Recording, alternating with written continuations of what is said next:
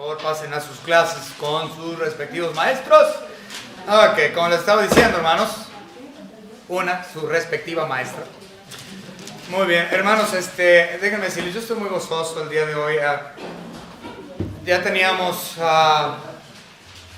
meses, desde el mes de octubre del año pasado, orando por la vida de nuestro hermano Julio. Muchos meses hospitalizado y la verdad es que hoy estoy muy gozoso. Desde que murió. Si ustedes recuerdan, la semana pasada estaba yo predicando cuando sonó el teléfono y contestó el hermano Jonathan, el hermano José Luis, salieron a ver de qué se trataba. Salimos aquí del hospital haciendo todo lo posible por llegar a ver a nuestro hermano todavía con vida y despedirnos de él. Llegamos al hospital, 2 minutos después de que llegué falleció. No me tocó verlo con vida a mi hermano, pero yo le di gracias y honra y gloria a nuestro Señor Dios, porque ya no sufre, porque está en gloria desde ese día y ciertamente estoy muy gozoso, hermanos. Fueron muchos meses de dolor por parte de toda la familia, por parte de todos los que lo conocimos, pero ya está en gloria. Muy bien, abran sus Biblias, por favor, hermanos, en Job, ahí donde tuvimos la lectura, Job capítulo 5. Job capítulo 5, y si ustedes recuerdan, la semana pasada se alargó todo el mensaje. Yo quería poder impartir todo. A la semana pasada no se pudo, nada más llegamos hasta el versículo 20. Entonces, el día de hoy vamos a comenzar donde nos quedamos. Job capítulo 5, del versículo 21 hasta el final del capítulo. Entonces, como se supone que estos versículos que quedaban pendientes eran para la semana que entra, realmente es corto. Lo que falta por ver del capítulo 5 lo vamos a ver bastante rápido. Entonces dije, bueno, pues ¿qué voy a dar realmente para alargar esto y poder tener un poco más de carne dentro de este mensaje? Entonces he decidido también, si Dios nos lo permite, dar una introducción a lo que es el siguiente capítulo, que es el capítulo 6. Entonces vamos a ver estos últimos versículos del capítulo 5 a partir del 21 y vamos a dar la introducción a lo que veremos la próxima semana, capítulo 6. Muy bien, vamos a comenzar, hermanos. Vamos a tener un recordatorio de lo que vimos la semana pasada. Si ustedes recuerdan, aquí en el capítulo 5 quien está dando el discurso es uno de los 3 amigos de Job. Este discurso es hecho por Elifaz. Ya hemos visto mucho acerca del discurso de Elifaz y hoy lo vamos a terminar. Elifaz era una persona que realmente amaba a Job y habíamos mostrado la semana pasada que su teología era buena. El problema es que la aplicación de esa teología a la vida de Job era errada. Entonces, dentro de la teología, es decir, el estudio de Dios que hizo Elifaz, él menciona en el versículo 17 del capítulo 5 que Dios es todopoderoso. Entonces, él entiende la omnipotencia de nuestro Señor Dios, lo cual es una teología correcta. También Elifaz menciona en el versículo 18 que Dios es soberano. No usa la palabra soberana, pero está implícito que Dios está en control y sobre absolutamente todo, y Él sostiene todas las cosas. Entonces, él estaba hablando del sustento de Dios o hablando de la soberanía de Dios. En el versículo 18, lo cual en esa teología es correcta. Dios es el omnipotente, Dios es el soberano y nada pasa en este mundo, en esta vida, sin que Dios lo permita. Elifaz en el versículo 19 menciona que Dios es el libertador. Entonces, ciertamente, su teología es correcta.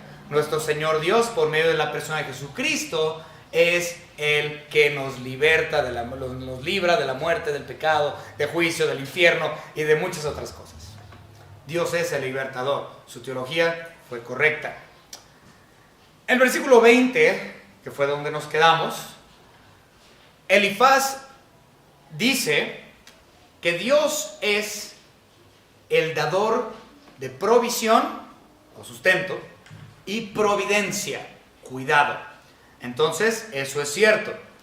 Todos los que hemos creído en Cristo Jesús, que hemos recibido esa gracia preciosa, estamos bajo su provisión y su providencia. Sin embargo, también recordemos que Dios permite no nada más a los cristianos disfrutar de su provisión y providencia, sino también le permite a los que no son salvos disfrutar de eso, porque Él, a fin de cuentas, es el sustentador de todas las cosas, sea salvo o sea incrédulo, lo cual es muy interesante, aunque la gente que no es salva no lo reconoce. Entonces nos quedamos aquí en el versículo 21 del capítulo 5, y aquí es donde vamos a comenzar. Vamos a empezar con una oración. Señor Padre, le damos gracias porque usted nos ha permitido reunirnos el día de hoy, después de una semana muy difícil para nuestra congregación, por el asunto del hermano Julio, por el desvelo también de anoche de los jóvenes, los hermanos que fueron a la velada. Señor, ha sido una semana muy emocional, muy emotiva, muy difícil para nosotros. Pero, Señor, le damos gracias porque usted nos ha dado las fuerzas para continuar, para servirle. Gracias, Señor, por su gracia, por su sustento, por su provisión. Señor, porque su voluntad se hace siempre a pesar de nosotros. Su voluntad siempre se hace, por lo cual le agradecemos, Señor Padre. Gracias le damos, Señor, por su Hijo Jesucristo, quien fue el perfecto sacrificio, el holocausto perfecto, Señor, para traer la redención a todo aquel a quien usted ha escogido. Gracias, Señor, le damos por todo. En el nombre precioso de nuestro Señor y Salvador Jesucristo. Amén. Versículo 21 de nuestra lectura, hermanos, vamos a verlo. Dice la palabra de Dios. Eso es lo que dijo Elifaz, que está escrito en la palabra de Dios. Versículo 21. Del azote de la lengua serás encubierto. No temerás la destrucción cuando viniere. Si ustedes recuerdan, desde el versículo 17, Elifaz le está diciendo a Job, ¿sabes qué? No menosprecies la corrección de Dios. Todo esto feo, todas estas circunstancias horribles que te han pasado, es porque pues tú estás viviendo mal, algo has de haber hecho, por eso estás siendo castigado divinamente. Todo esto ya lo hemos visto. El versículo 17 dice, bienaventurado es el hombre quien Dios castiga. Por tanto, no menosprecies la corrección del Todopoderoso. Entonces, es cierto. Eso dentro de la teología de Elifaz es cierto. No lo negamos. Pero mal aplicado a la vida de Job. Porque Job no era culpable para poder tener esas circunstancias dentro de su vida. Cosas muy feas le pasaron. Perdió todo. Perdió sus hijos, perdió la familia, perdió su negocio, todo lo perdió. Entonces aquí Elifaz le dice, del azote de la lengua serás encubierto, no temerás la destrucción cuando viniere. Él está diciendo, mira, si tú aceptas la corrección que Dios te dio, y si tú vienes al arrepentimiento, le dice, no vas a tener temor de nada. ¿Es cierto esa teología? Sí, absolutamente, también es cierto. Elifaz está en lo correcto. Cuando nosotros, otra vez, si es cierto su teología, pero mal empleado la persona de Job. Hay muchos lugares en la palabra de Dios que nos dicen que no temamos. Si tú has sido receptor de la gracia de nuestro Señor Jesucristo, no debes de tener temor.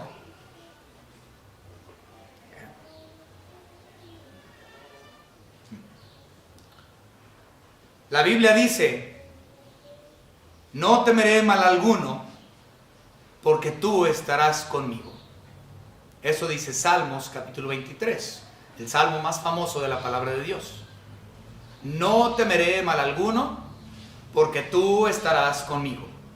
Si tú has sido receptor de la gracia de nuestro Señor Jesucristo, no hay razón de temer. La razón de esto es porque yo conozco el futuro. Ah, caray, ¿cómo que tú conoces el futuro? Sí, absolutamente, porque puedo leer la Biblia. Y la Biblia me habla de las cosas del porvenir. Y si yo he sido salvo por medio de la gracia de Cristo Jesús, yo puedo ver que ese porvenir es muy brillante para mí. Ese porvenir es muy brillante para todos aquellos que han sido salvos. Por lo tanto, no voy a temer a lo que viene en el futuro.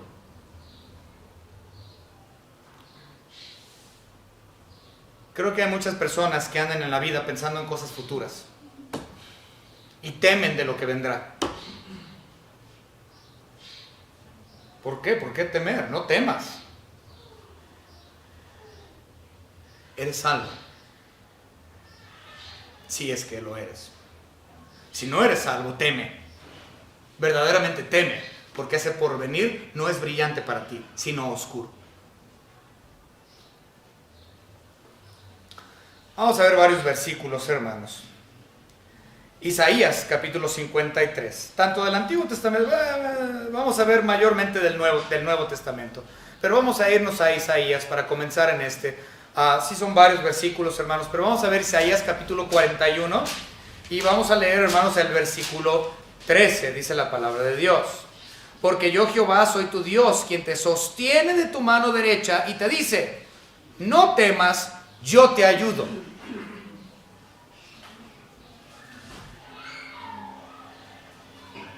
No temas, yo te ayudo. Si tú estás en Cristo Jesús, no hay nada que temer. ¿La muerte? ¿Qué es eso? ¿Mi vida económica? No, si estás en Cristo no temes, o no deberías de temer, porque tu futuro es brillante en Cristo Jesús. Vamos a ver otros versículos. 1 Pedro, capítulo 5. Me gusta mucho 1 Pedro, lleno de teología, lleno de doctrina bíblica. Ok, 1 Pedro, capítulo 5 y versículo 7 dice, echando toda vuestra ansiedad sobre Él, porque Él tiene cuidado de vosotros. No temas, no estés ansioso. Miren, esto es muy común, especialmente con los jóvenes que están, más con los jóvenes, pero también lo vemos con los adultos, ¿no? Los jóvenes cuando van saliendo de la prepa, y ya son adultos y ya tienen que empezar su vida y están ansiosos por el futuro que vendrá, que tendrán, ¿no? ¿Me irá bien en la vida? ¿Podré yo solventar mis gastos cuando empiece a trabajar? O los que están haciendo una carrera, ¿no? Los que terminan la carrera. Híjole, después de mi carrera universitaria, tengo que chambear, tengo que trabajar. ¡Ay, qué miedo! ¿Seré exitoso? ¿Podré mantenerme? ¿Y qué pasa cuando mis papás se hagan viejitos y los tengo que ayudar a ellos? ¿Podré? Y se empiezan a espantar de las cosas futuras. Pero eso no debería de suceder. Si estás en Cristo, depositas toda tu ansiedad sobre Él. Todo lo que es futuro, todo lo que te da miedo, lo depositas sobre Él. No temas si estás en Cristo. Si no estás en Cristo, tu futuro es negro. Y cuando me refiero a negro, me refiero en el infierno. Por toda la eternidad. Segunda de Timoteo. Vamos rápidamente a Segunda de Timoteo. Capítulo 1 y versículo 7, dice la palabra de Dios. Porque no nos ha dado Dios, es decir, a nosotros los cristianos, porque no nos ha dado Dios espíritu de cobardía, sino de poder, de amor y de dominio propio. Si tú estás ansioso sobre las cosas futuras, no tienes dominio propio. Estás ansioso y no estás poniendo o depositando sobre los hombros de Jesucristo tu vida. Estás pensando en el qué será. Estás pensando en un futuro. Y déjenme decirles, a muchas personas me han dicho esto, se han enojado conmigo porque yo les he dicho que conozco el futuro. Ya les he dicho esto. No es que yo conozca el futuro y pueda adivinar cosas. No, el futuro está escrito aquí para todo cristiano y todo el que no ha sido salvo también. Entonces, por medio del estudio de la palabra de Dios, yo puedo estar seguro y confiado y no tener temor, porque yo estoy en Cristo. Y el futuro es brillante para los que hemos creído.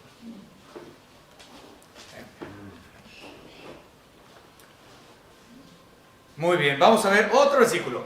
Juan, capítulo 14. Como les dije, vamos a ver varios acerca del no temer.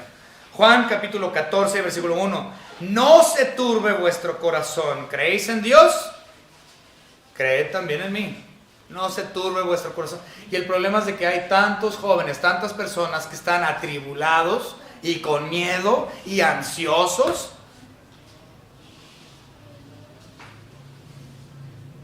Precisamente el día de ayer estuve platicando con un hermano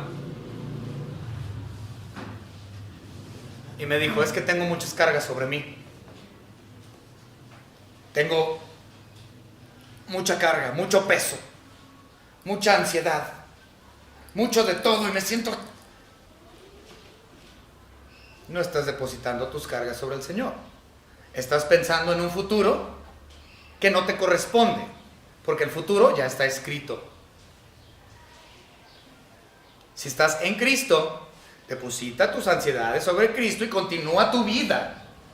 Si tú te quedas ansioso y temeroso y atribulado, como dice aquí, turbado, tu vida nunca va a llegar, nunca vas a cumplir tu vida, nunca vas a llegar al servicio de Dios, nunca vas a hacer nada porque estás atribulado con todo lo que no te corresponde.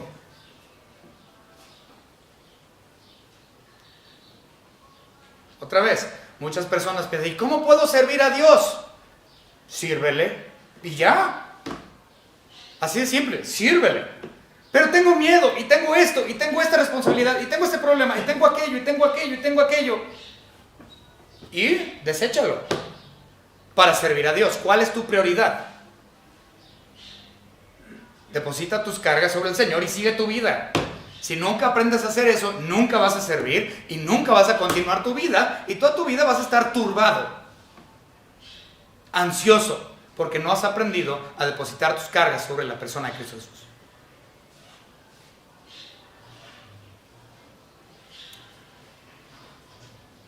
Romanos, capítulo 8,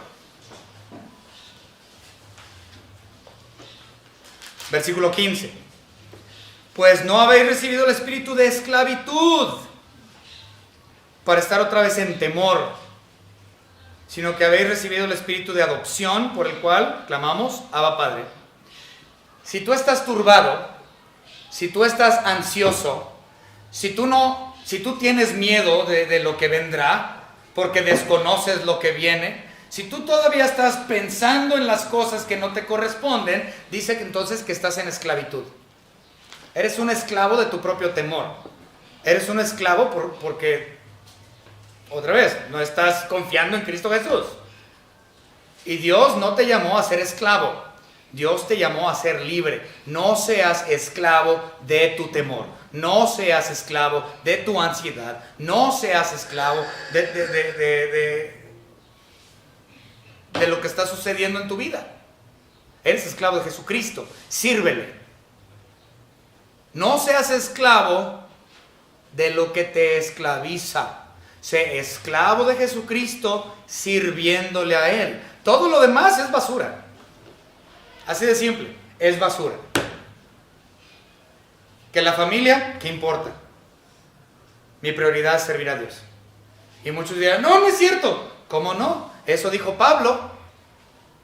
Pablo dijo que él dejó a toda su familia y todo lo que él tenía como precioso, ahora lo tiene como basura para servir a Dios. En otras palabras, si tu familia se entromete entre tu servicio de Dios, elimina a tu familia. No, pero ¿cómo? Eso hizo Pablo, eso hicieron todos los apóstoles. ¿Por qué? Porque la familia es un obstáculo para mi prioridad, lo cual es el servicio. Y claro, evangeliza a tu familia. Y si son salvos, gloria a Dios. Si no reciben la gracia de nuestro Señor Jesucristo, también gloria a su nombre. Mi trabajo es impartirlo. Y si me estorban, me alejo, los tengo como basura. Eso es algo muy difícil de decir de tu familia, ¿no? Pero eso es bíblico.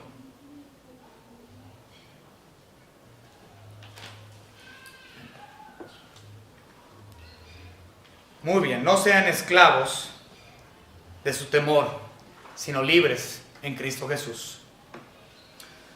Muy bien, entonces, hermano, ¿podrías contestar esto? No vaya a ser que alguien más se fue al cielo. Ok, vamos a continuar. Vamos a ver otro versículo. Hebreos, capítulo 13. Hebreos, capítulo 13.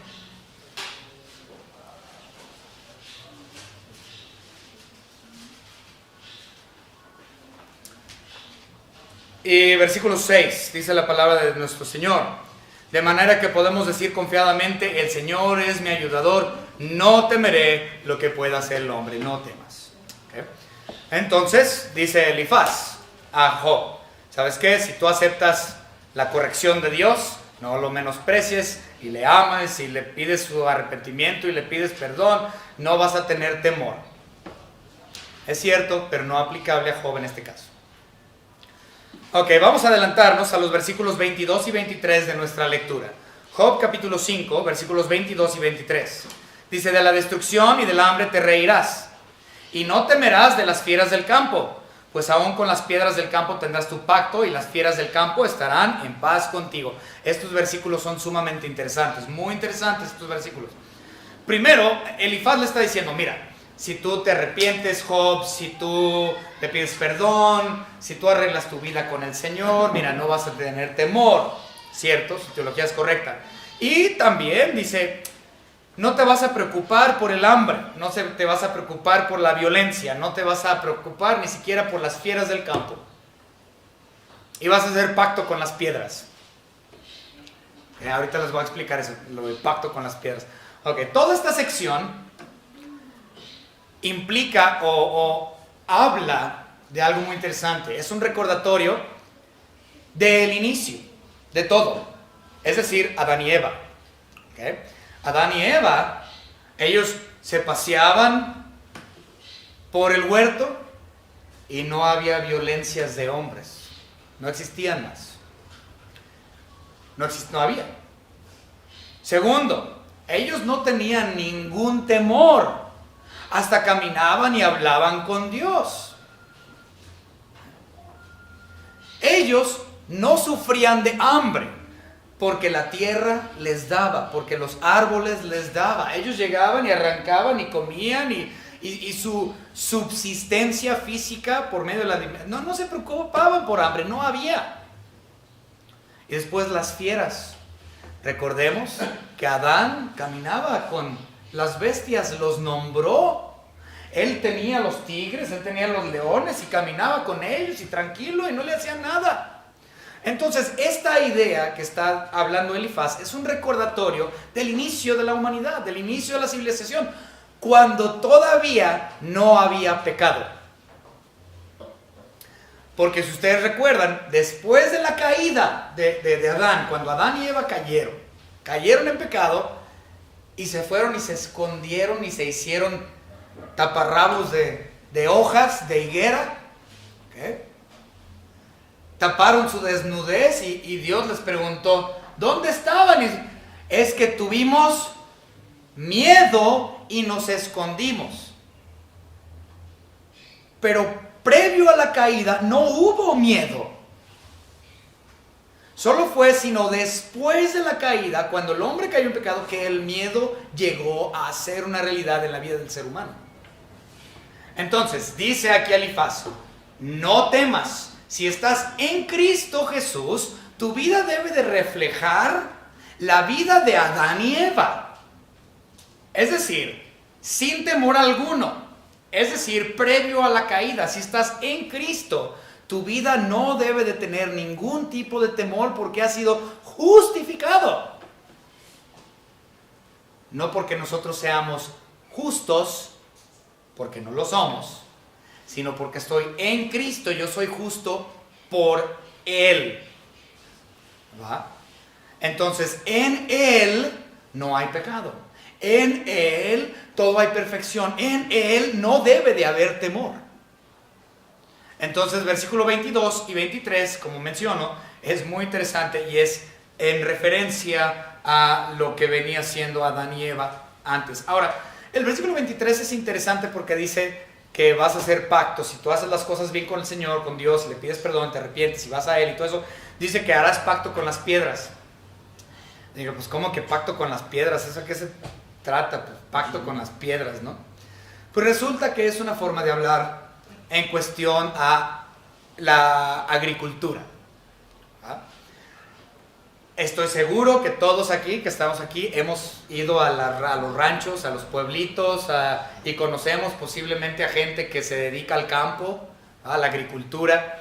Y muchas veces cuando vamos a las parcelas, acá en los ranchos, en los poblados pequeños, vemos la división de los terrenos, ¿va? De las parcelas, cómo la gente divide sus parcelas por medio de piedras, ¿sí? Hacen unos muros de piedras que se llaman albarradas, ¿okay? Estas albarradas de piedras pues dividen las parcelas y va, pues de la albarrada para allá es de mi vecino, y de la albarrada para acá es mío, y de aquella albarrada para allá es de otra persona. Entonces así dividen las parcelas.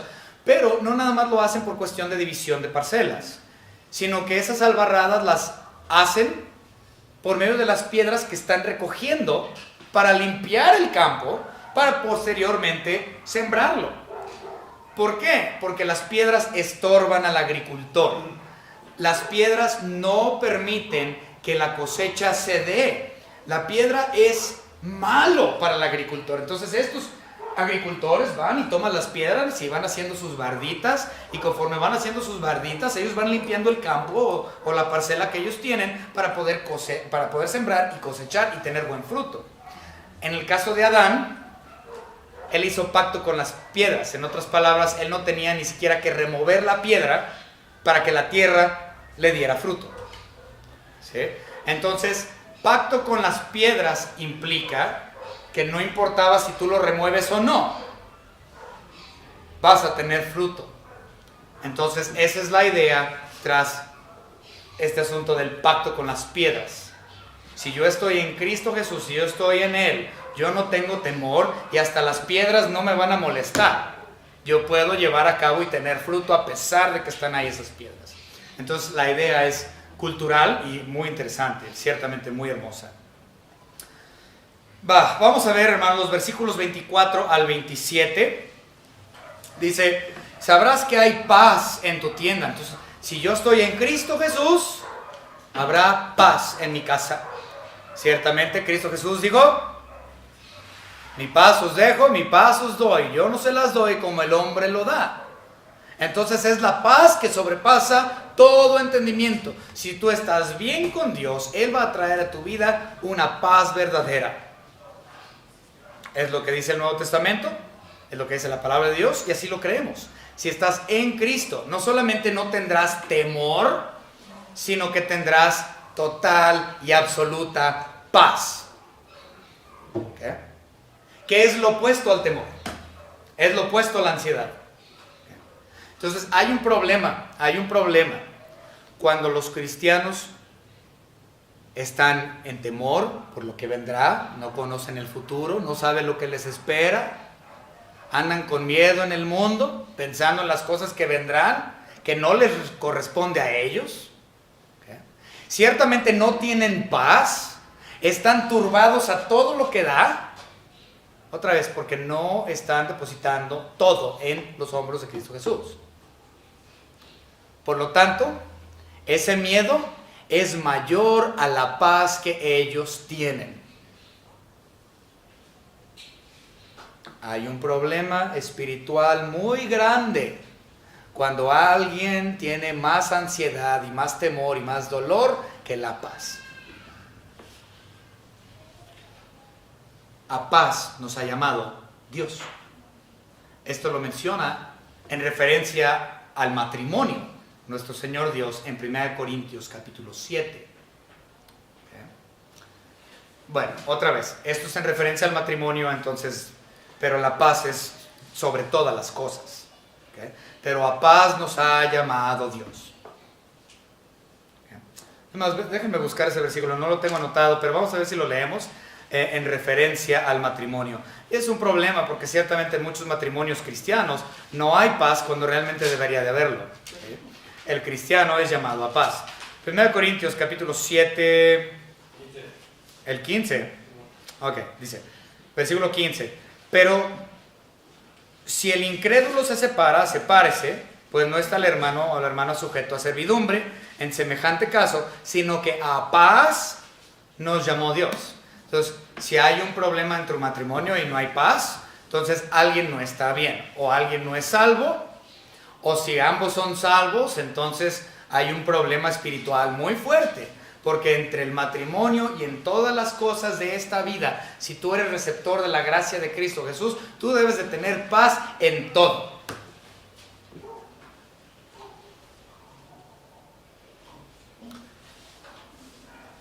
Creo que todos nosotros somos culpables de no andar en la paz de Jesucristo como deberíamos de.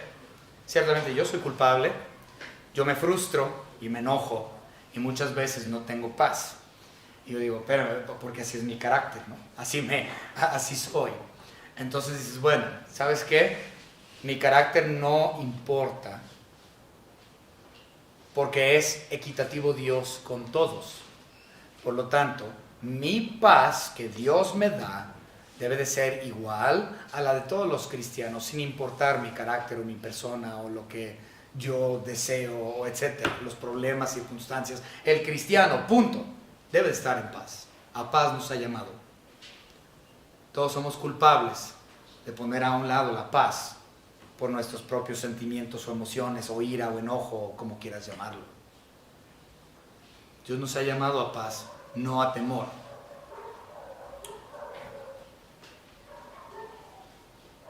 Muy bien. Seguimos leyendo el versículo... ¿dónde estábamos? Ok. 24. Sabrás que hay paz en tu tienda. Visitarás tu morada y nada te faltará. Fíjense. Lo que está diciendo es Elifaz hacia Job. Si tú te arrepientes, Job, vas a tener paz, no vas a tener temor. Y dice, vas a tener una morada. Recuerden que él perdió su casa, él perdió sus camellos, él perdió sus parcelas, él perdió todos sus hijos, todos se murieron, sus trabajadores, él perdió todo. Pero dice que él tendrá una morada y que nada le faltará. La provisión de Dios. Ciertamente las personas en el Nuevo Testamento, o la iglesia en el Nuevo Testamento, me refiero al cuerpo de Cristo en general.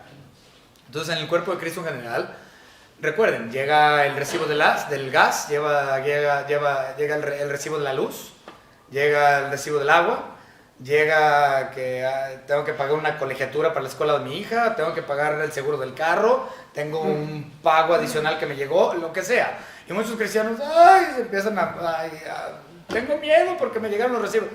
Fíjense, tendrás morada y nada te faltará. Y ciertamente en el Nuevo Testamento dice que Dios suplirá todas sus riquezas en gloria conforme a sus riquezas en Cristo Jesús. Suplirá todas vuestras necesidades en gloria en Cristo Jesús. Entonces Él suple nuestras necesidades. Ahora, ¿estoy hablando de la prosperidad? No. La doctrina de la prosperidad es falsa. Si fuera así, el apóstol Pablo no hubiese dicho, he aprendido a contentarme cualquiera sea mi situación, en escasez. O sea que Pablo, el gran misionero, el apóstol Pablo, él también vivió escasez. Entonces, ¿dónde está la doctrina de la prosperidad? Sin embargo, dentro de su escasez, él supo cómo contentarse porque nuestro Señor Dios siempre le suplió. ¿Por qué? Por su provisión, por su promesa. Porque Pablo y todos los otros que hemos creído somos hechos sus hijos. Y él, como nuestro Padre, tiene la responsabilidad. Es su responsabilidad de guardarnos y sustentarnos, así como ustedes padres tienen a sus hijos y es su responsabilidad alimentar a los suyos. Versículo 25, asimismo echarás de ver que tu descendencia es mucha. Ah, caray. Toda la descendencia de Job se había muerto, todos fallecieron. Pero Elifaz le está diciendo, mira, vas a tener morada. Ya lo había perdido. Vas a tener comida, nada te faltará. Ya había perdido todo. Vas a tener muchos hijos. Pues ¿cuáles? Ya se le habían muerto. Entonces Elifaz le está diciendo, si tú te arrepientes de tus pecados, Dios te restaurará en todas estas cosas. Y al final del libro de Job vemos que Dios en efecto hizo precisamente eso con él. Le dio un nuevo hogar, le dio más hijos, le duplicó, le cuadruplicó sus riquezas. Entonces realmente Dios fue grande y misericordioso para con Job. Pero en este punto Elifaz le está diciendo, mira, si tú te arrepientes, Dios te va a dar esto y esto y esto y aquello. ¿Okay? Dice, y tu prole, tu descendencia como la hierba de la tierra. En otras palabras, muchísimos. 26 y 27 dice, vendrás en la vejez a la sepultura. Ah, caray. Recuerden que Job ya había estado pidiendo la muerte desde versículos antes, de capítulos antes. Señor Dios, ya mátame. Ya me quiero ir. Y aquí Elifaz le está diciendo, si tan solo te arrepientes, Dios te va a dar larga vida física. Dios te va a restaurar tus hijos. Dios va a restaurar tus riquezas. Dios va a restaurar tu familia, etc. Ok. Entonces le dice que vendrás a la vejez, a la sepultura. De hecho,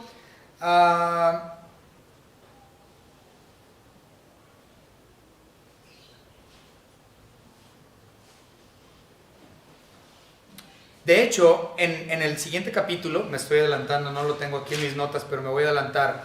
Si ustedes observan en el capítulo 6, observan el capítulo 6 y versículo 9. Ahí nuevamente Job está pidiendo la muerte. Entonces ya pidió la muerte en capítulos anteriores y aquí a partir del capítulo 6, versículo 9, vuelve a pedir la muerte. Dice, y que agradara a Dios quebrantarme, que soltara su mano y acabara conmigo. Entonces Job está buscando ya morir, se siente miserable. Pero aquí en el versículo 26 le dice Elifaz, no, tu vida va a ser larga, solo arrepiéntete y tu vida va a ser larga y vas a vivir hasta ser viejito. Pero él ya no deseaba vivir.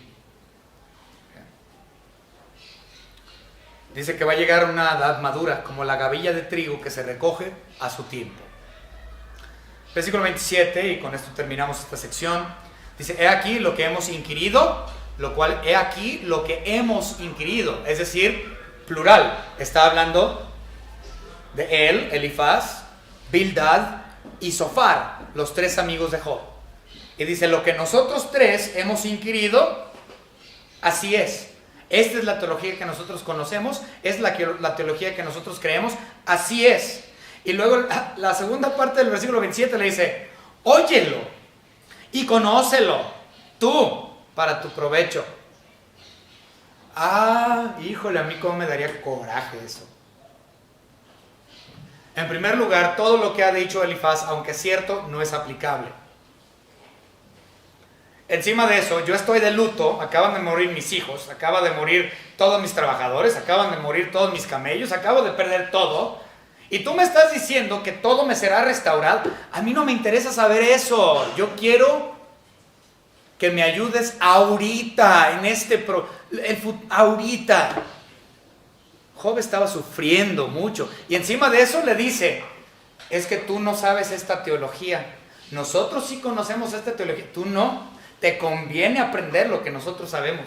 Uy, a mí me daría un... Hermanos, yo no sé ustedes, pero la verdad es que yo estaría dispuesto. No, y cuando te sientes mal y te dicen una barbaridad así, te dicen, es que tú desconoces esta teología, te conviene aprenderlo. Cuando realmente el que era más espiritual y el que conocía más teología y el que conocía más de la palabra de Dios y de Dios mismo era Job. Y le están diciendo, tú no sabes. Oh, qué coraje.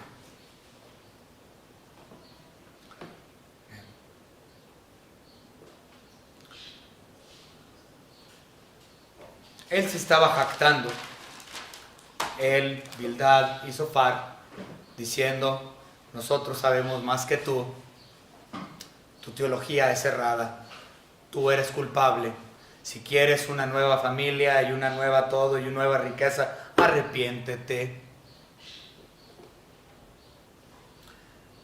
Ciertamente su teología era buena, pero mal aplicada a la persona de Job.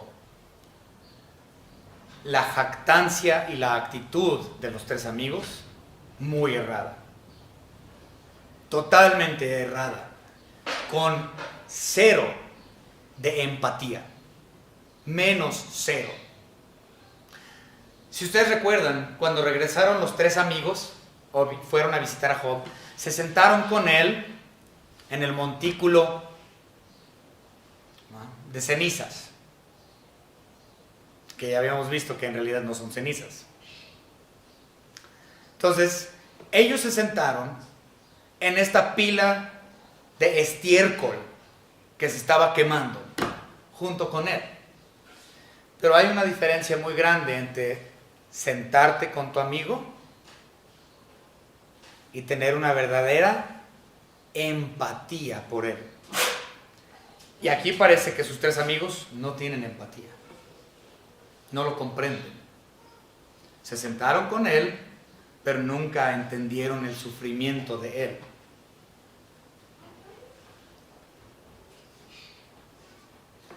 Se los expongo de esta manera. Yo he tenido personas aquí en la iglesia que han perdido hijos. Fueron padres y sus hijos murieron.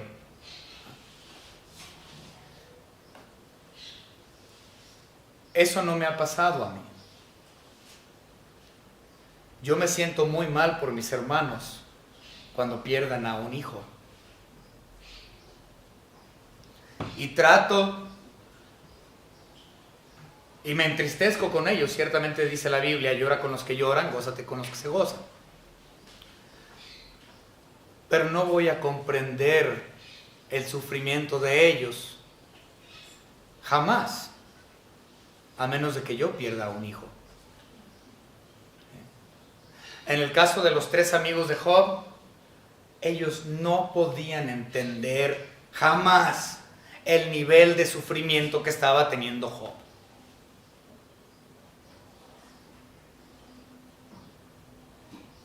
Y en vez de darle un verdadero consuelo, le apuntan el dedo y dicen: fue tu culpa.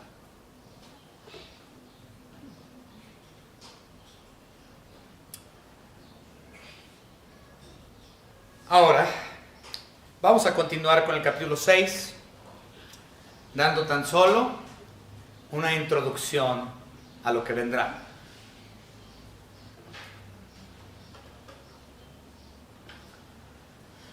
Esta respuesta de Job hacia todas estas barbaridades que le acaba de decir Elifaz viene en el capítulo 6.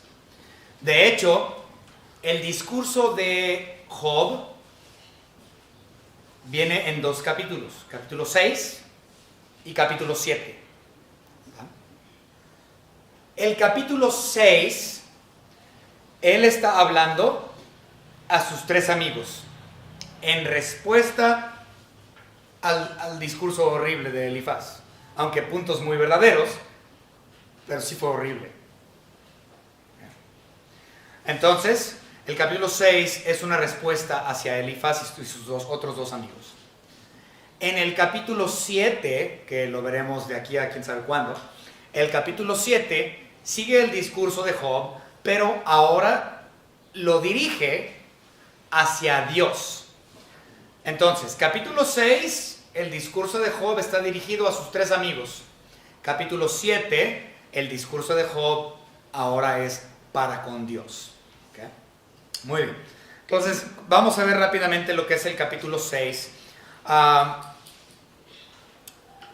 En los primeros versículos del capítulo 6, Job habla en forma singular en primera persona, o sea, hablando de sí mismo.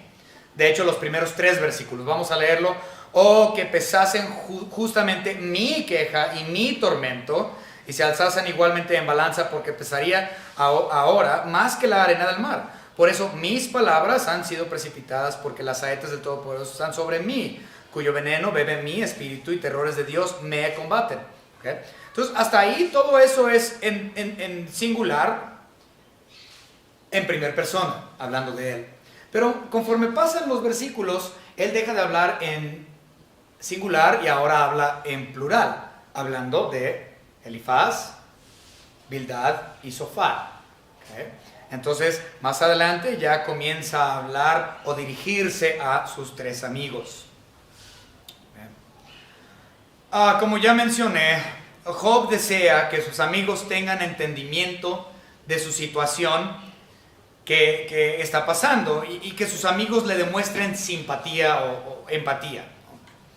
Pero una cosa es sentarse, como ya mencioné, en las cenizas de Job, y otra es muy distinta, sentir lo que él sintió.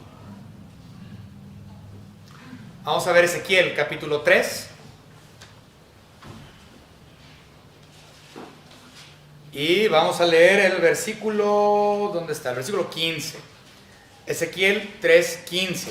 Dice la palabra: y vine a los cautivos en Tel Aviv, que moraban junto al río Quebar, y me senté donde ellos estaban sentados, y ahí permanecí 7 días atónito entre ellos, al igual que los amigos de Job. Fueron y se sentaron con él 7 días. Pero eso no implica que ellos entendieron o sufrieron lo que él sufrió. No podían comprenderlo. Una de las razones por las cuales Job sufría, y estábamos hablando de conocer el futuro, hace unos momentos estábamos hablando del porvenir, ¿okay? Uno de los problemas que sufrió Job, o una de las razones por la cual sufrió Job, es porque en efecto él tampoco podía entender lo que venía. Recordemos que para nosotros la iglesia, nosotros sí podemos comprender cosas futuras, y nos gozamos en esa realidad y ese hecho futuro que Dios ha prometido a la iglesia, el arrebatamiento, nuestra esperanza bienaventurada, la morada en gloria, el reinado milenial, todo eso. Por eso nosotros nos podemos gozar. Pero para Job, en el Antiguo Testamento, previo al día de Pentecostés, todo era un misterio. La iglesia era un misterio, lo que acontecería en un futuro era un misterio, lo que iba a pasar en la vida de ellos era un misterio. No sabían, y por eso Job es que él estaba así. El Espíritu Santo aún no lo había llenado. Nunca lo llenó. O por lo menos nunca moró en él. Porque el Espíritu Santo todavía no había descendido. Y ciertamente no había tenido iluminación de ciertas cosas. Recuerden que Job sí creía en la resurrección de los muertos. Eso es algo que Dios lo iluminó y le enseñó, y le explicó, y él lo comprendía. Pero había muchos detalles futuros que él desconocía, y por lo tanto esto también fue una cuestión de temor, por lo cual él estaba buscando empatía.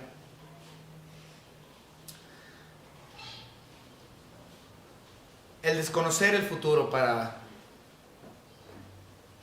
Job realmente era una cuestión muy oscura en su vida. Pero para nosotros, que somos miembros del cuerpo de Cristo, la iglesia, nuestro futuro es brillante. Nuevamente, vamos a ver 2 Corintios.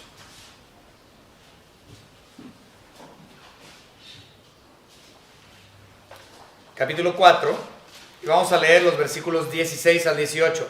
Por tanto, no desmayamos, aun aunque nuestro hombre exterior se va desgastando, que era lo que estaba pasando con Job, ¿no? El interior, no obstante, se renueva de día en día. Porque esta leve tribulación momentánea, es decir, lo que estamos pasando ahorita, los problemas, las persecuciones si es que tienes, los dolores físicos, las enfermedades, la carencia económica, cualquier tribulación que tú tengas es momentánea, dice, produce en nosotros un cada vez más excelente y eterno peso de gloria Entonces, porque nosotros conocemos la gloria que vendrá, todas nuestras tribulaciones deberían de ser gloria a Dios por su nombre, sin temor, con gozo.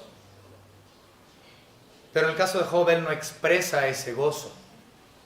¿Por qué? Porque nuevamente desconocía lo por venir. ¿Por qué? Porque aún era un misterio para él. ¿Por qué? Porque el Espíritu Santo no le había revelado. ¿Por qué? Porque el Espíritu Santo no moraba en nadie en esos años. Entonces, ciertamente nosotros en la edad de la iglesia estamos gozosos porque podamos ver ese brillante porvenir. Ellos no pueden comprender la amargura de su sufrimiento. Eso se puede ver ahí en el capítulo 6, versículos 4 al 7. También vamos a ver la próxima semana que Job deseaba que ellos se compadecieran de la desesperación de su situación. Versículos 8 al 13. También vemos que Job le hace, esto es muy interesante, Job le hace dos peticiones a sus amigos. Observen estas dos peticiones. Versículo 24 tenemos la primera petición que levanta a sus amigos.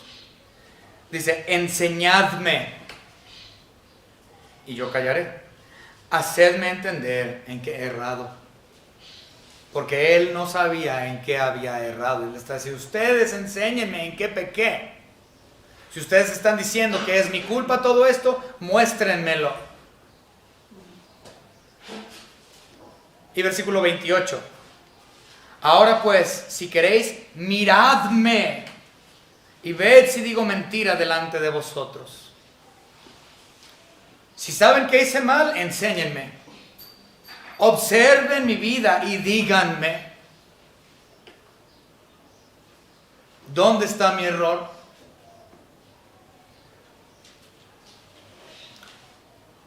Ellos nunca pudieron acusarle de una manera directa porque no había nada de que acusarlo porque él era inocente. Pero lo que él estaba preguntando pues es que ellos le iluminaran acerca de su error, que le mostraran su error, pero no hubo. Lo estaban acusando en vez de mostrarle empatía. Y no podían acusarlo de nada. Hermanos, ciertamente, cuando nosotros somos culpados de algo, mi deseo en el Señor para cada uno de ustedes es que sean encontrados inocentes. Que su testimonio sea limpio como el de Job. Porque de otra manera, ciertamente la culpa la tienes tú. Y tu circunstancia negativa es por cuestión penal y no probatoria. Damos gracias a Dios por el testimonio de Job. Damos gracias a Dios por el testimonio de nuestro amigo y pastor, el hermano Julio de la Cruz, y por hombres como ellos, que vivieron sus vidas conforme a la voluntad de Dios, predicando el Evangelio y su palabra. Y cuando estos fueron acusados, fueron hallados justos e inocentes. Espero que esa sea su realidad. Y si usted tiene temor de lo que vendrá, observe si verdaderamente es salvo o no. Observe si verdaderamente ha creído en Cristo y la gracia redentora que Él hizo, que Él dio, la obra que Él hizo en la cruz, su resurrección. Sea honesto consigo mismo y vea si usted verdaderamente tiene esa paz que sobrepasa todo entendimiento o si aún está en temor. Esclavo del temor. Espero, hermanos, que esto haya sido una bendición para ustedes y que realmente vean la situación de Job y que lo tomen como modelo a seguir para nuestras vidas cristianas. Vamos a orar. Señor Padre, le damos gracias por todo lo que nos ha dado, especialmente por su gracia, su salvación.